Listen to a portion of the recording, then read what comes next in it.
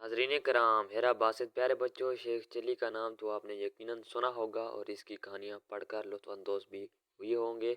आज हम इसकी हमाकत से भरपूर कहानी सुनाते हैं। किसी गांव में एक बुढ़िया रहती थी जिसका एक ही बेटा था जिसका नाम चिल्ली था। वो बहुत कामचोर, बेवकूफ़, सुस्त और कायल था।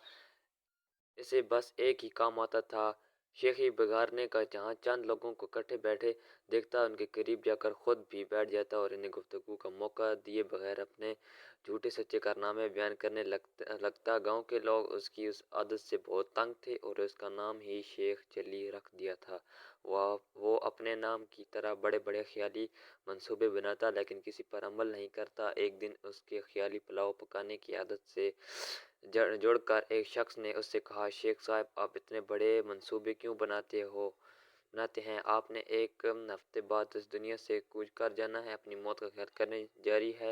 ये सुनना था कि बेवकूफ़ शेख चिल्ली को एक हफ्ते बाद अपनी मौत का यकीन हो गया और उसने उसकी तैयारी शुरू कर दी। पहले उसने कब्र खुदवाई और उसमें जाकर लेट गया। 6 दिन गुजर गए, कुछ ना हुआ। 7वें रोज़ शेख चिल्ली ने सोचा कि ये इस शख्स के बताए हुए एक हफ्ते का आखिरी दिन है, शायद अब मौत का फरिश्ता आने वाला है। वो ये सोच ही रहा था कि उसके कान में आवाज़ पड़ी, अगर कोई अल्लाह का नेक बंदा अंडे की टोकरी मेरे घर पहुंचा दे तो मैं उसे उजरत में एक इशराफी दूंगा। शेख चिल्ली इशराफी का नाम सुनकर कब्र से बाहर निकल आया और अंडे की टोकरी उठाकर सर पर रख ली। ये देखकर टोकरी के मालिक ने कहा, शेख साहब, ज़रा संभाल कर ले जाना, अंडे टूटने ना पाए,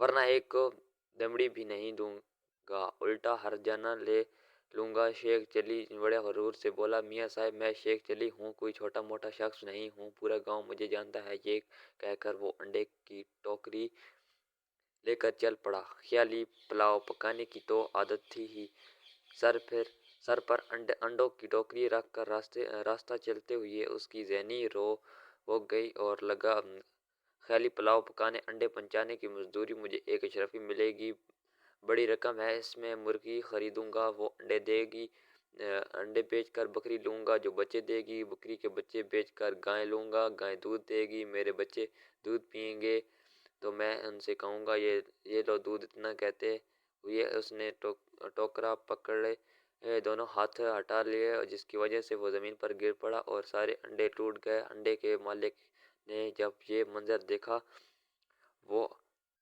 अब आओ आओ बक्का करते हुए बोला, आए आए मेरे अंडे। दूसरी तरफ शेख चिल्ली रोते हुए दाई दे रहा था, आए मेरे बच्चे। दोनों की आवाज़ारी सुनकर लोग जमा हो गए और शेख चिल्ली की बात सुनकर उसे बावर कराया कि तुम्हारी तो शादी भी नहीं हुई, बच्चे कहाँ से आ गए जो तुम रो रहे हो? हाँ, अंडों के मालिक का तुमने जो नुकसान किया है इसका हर्जाना तुम्हें देना पड़ेगा। बात शेख चिल्ली की माँ तक पहुंची। उसने वहां आकर हर्जाने की रकम